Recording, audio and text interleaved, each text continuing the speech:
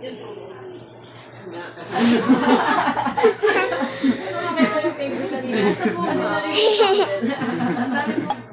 Yung kanina, yung pinaka-table na Sa ano, design. parang...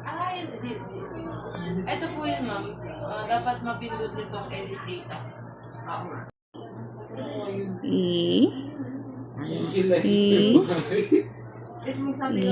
Wow, brush teeth. Brush ko ng teeth. Wow. Madali na, ikaw na. Brush ka lang ng teeth.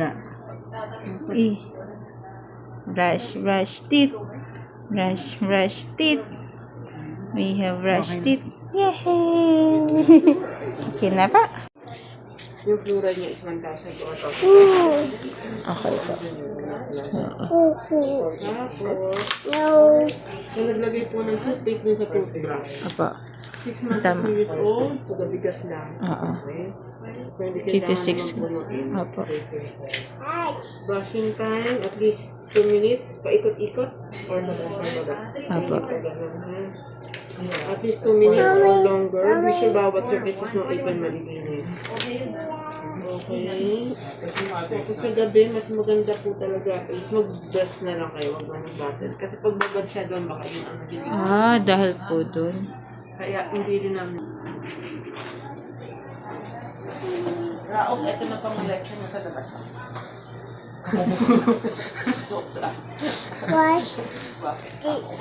Yung palang tuko po. Ang dapat gawin para malagaan ng ngipin, magsipilyo, kumain sustansya, bumisita sa dentist, gumamit ng toothpaste. Mami ba yun? Apo! Mami!